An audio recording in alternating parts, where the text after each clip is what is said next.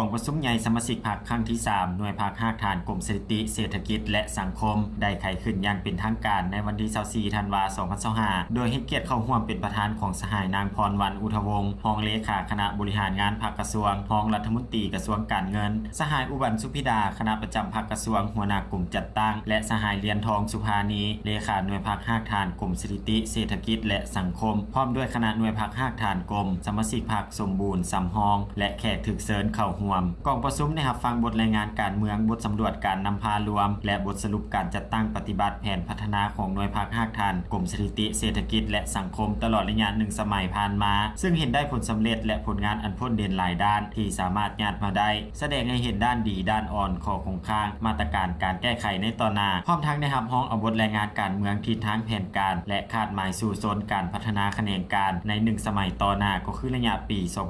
2026-2030 จากนั้นบรรดาสมาชิกหน่วยพรรคหากฐานกรมสถิติเศรษฐกิจและสังคมก็ได้พร้อมกันใช้สิทธิประชาธิปไตยของตนปอนบัตรคัดเลือกเอาคณะหน่วยพรรคสุดใหม่บนพื้นฐานและการร่วมศูนย์ประชาธิปไตยถูกต้องสอดคล้องกับมาตรฐานเงื่อนไขที่กำหนดไว้ซึ่งมีผู้ออกรับเลือกตั้งทั้งหมด7สหายหญิง4สหายและสามารถเลือกได้5สหายกองประชุมครั้งปฐมฤกษ์ของหน่วยพรรคหากฐานกรมสถิติเศรษฐกิจและสังคมเป็นเอกสารเลือกเอาเลขาห้องเลขาประธานกวดการและกรรมการหน่วยพรรคหากฐานสุดใหม่ดังนี้สหายเลียนทองสุภานีเป็นเลขาหน่วยพรรคสหายนางสาริกาจันทราวงศ์เป็นห้องเลขาหน่วยพรรคทั้งเป็นประธานกวดการหน่วยพรรคสหายนางสุจริตนอแก้วเป็นกรรมการหน่วยพรรคสหายนางคำเมืองบรรณราชเป็นกรรมการหน่วยพรรคสหายเพชรสวรรค์บุตรราศีเป็นกรรมการหน่วยพรรคโอกาสดังกล่าวสหายนางพรวรรณอุทวงศ์รองเลขาคณะบริหารงานพรรคกระทรวงรองรัฐมนตรีกระทรวงการเงินได้แสดงความสมเสยต่อการนำพาซีนำสมาชิกพรรคพนักงานของคณะหน่วยพรรคในการปฏิบัติหน้าที่การเมืองของตน